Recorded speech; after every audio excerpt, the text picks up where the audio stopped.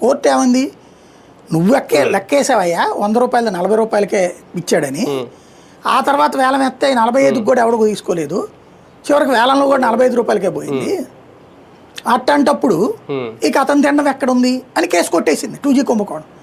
కానీ దాని కారణంగా రాజకీయ కారణంగా ఒక తరం పోయింది డిఎంకే అధికారంలోకి రాకుండా, కానీ మళ్ళీ ఎన్నో రాజ్యాల మూలంగా జయలలిత మళ్ళీ వచ్చింది, గాలమ్ముకు బతికారు వీళ్ళు అని చెప్పేసి. అట్లా ఇది రాజకీయంగా పనికి రావాలనుకుంటున్నారు వీళ్ళు, ఎందుకంటే కాగితం ఆధారంగా ఏం కాదు, క్యాష్ నీళ్ళేం పట్టుకోలేరు. క్యాషే తీసుకుని ఉంటే వీళ్ళు దొరికేటట్టు పెడతాడు ఎవడన్నా. బేసిక్గా అసలు క్యాష్ ట్రాన్సాక్షన్ జరిగిందంటేనే అక్కడ ఏదో జరుగుతుందని కూడా, కాబట్టి లేదంటే క్యాష్ పరంగా ఏముండదు అక్కడ. క్యాష్ని పట్టుకోగలిగితేనే కేసులో నిలుస్తుంది ఇది. ఇదివరకు చంద్రబాబు గారికి సంబంధించిన కేసులో క్యాష్ కూడా పట్టుకున్నారు కదా, అయినా కేసు ఏం కాదు.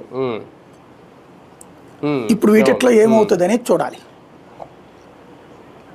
కసిరెడ్డి తర్వాత ఒక రకంగా కీలక వ్యక్తి విజయసాయి రెడ్డి అయ్యారు, ఎందుకంటే ఆయన పేరు ఆయనే చెప్పారు కాబట్టి. ఆయన కూడా అంతా ప్రిపేర్ అయ్యారు, విచారణకు వెళ్దాం అనుకున్నారు. శుక్రవారం రమ్మంటే లేదు గురువారమే వస్తా అన్నారు. కానీ చివరి నిమిషంలో ఎందుకు ఆయన విజయసాయి రెడ్డి ఇందులో ఏ పాత్ర లేదు.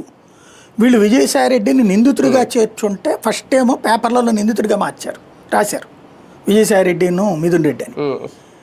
తర్వాత ఆయన ఎప్పుడైతే